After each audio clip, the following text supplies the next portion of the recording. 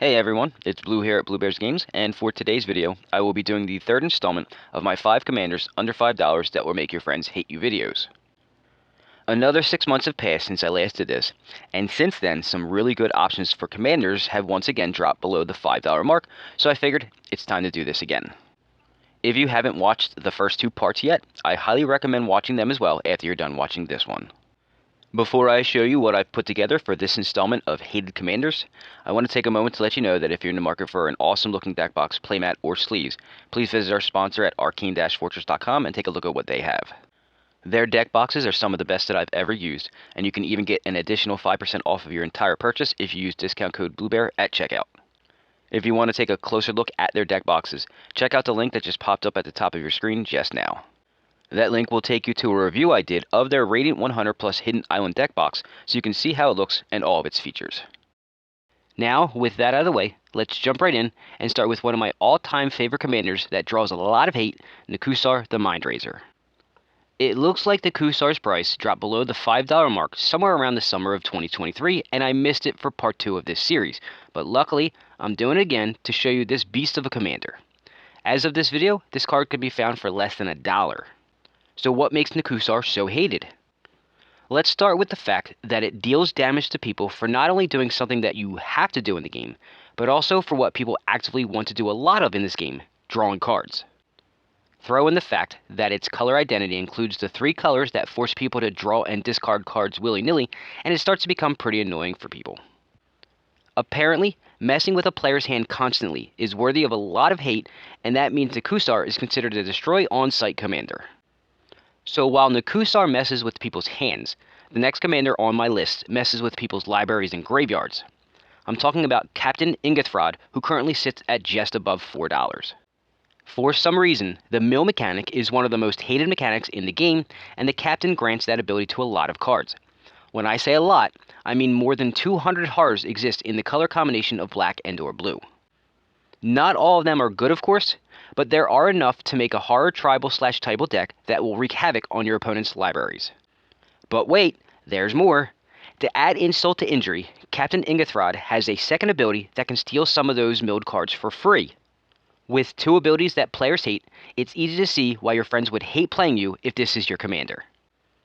Up next is a commander that I've fortunately never faced myself, but I've heard a lot of people say that they hate playing against it. Apparently, Coma Cosmos Serpent is a commander that when people see it, they target the player immediately, and its recent reprint in a Murders at Karlov Manor Commander Precon has made it more accessible to players than ever for less than $3. From what I understand, its ability to create a decently sized serpent creature token on every player's upkeep, for free mind you, that can be used to protect Coma is really annoying. Like I said, I've not had the opportunity to play against it, but I'm assuming that since green can ramp better than the other colors, the mana cost to cast Coma is negligible, which is the only actual downside it had. Add in the fact that it can't be countered, and will most likely hit the table with counter magic backup against removal until it can create serpent tokens to protect it, and I can start to see why this would be such a hated commander. Up fourth on today's list is a commander that sits at just above $3, Jodah the Unifier. Jodah is hated for many reasons, but the complaint that I see the most is that you can build and pilot the deck quote-unquote brainlessly. Since it's a 5-color deck, and the fact that Wizards has printed so many legendary cards in the last 5 years, you can just throw a bunch of legendary cards in a deck and just wreak havoc. The quasi-cascade ability that it has is what fuels this quote-unquote brainless playstyle, and tends to lead every version of the build in the same linear path. Cast a legendary spell, and get 2 for 1, then rinse and repeat. Since the quasi-cascade ability is a cast trigger, and not an enters the battlefield trigger, it also requires 2 counter magic spells to slow it down, so it even frustrates control players as well. Oh, and did I mention that it also has a built-in coat of arms style effect for just your creatures? What were they thinking when designing this card? It's just a nightmare to play against. That's only saving grace for others is that it takes all 5 colors of mana to cast, but if you face a tuned version of the deck, that won't matter either. The last card on this list is Narset Enlightened Master. While Narset may cost less than $1, you can be sure that the rest of this deck probably won't be so cheap. Yes, it's annoying that it has hexproof making it harder to kill, but it's the fact that it has one of the best attack triggers in the game that makes it so hated. At first glance, being able to cast 4 non-creature spells for free may not seem that big of a deal until you see what those spells are. Usually, they are some sort of extra turn spells, so when you play against this commander, you can expect to possibly never even get a turn. It's not really fun to play Magic if you don't actually get to play Magic, right? Trust me when I tell you that a properly built Narset deck can be very infuriating to play against.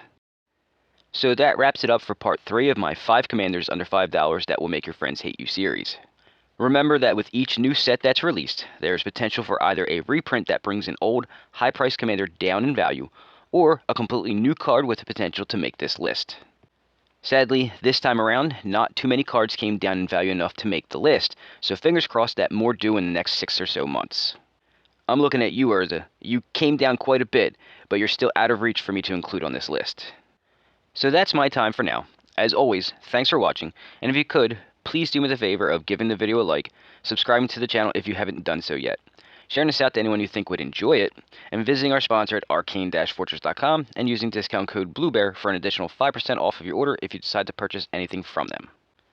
Now go and watch some of my many other videos to tide you over until I release my next video on Friday.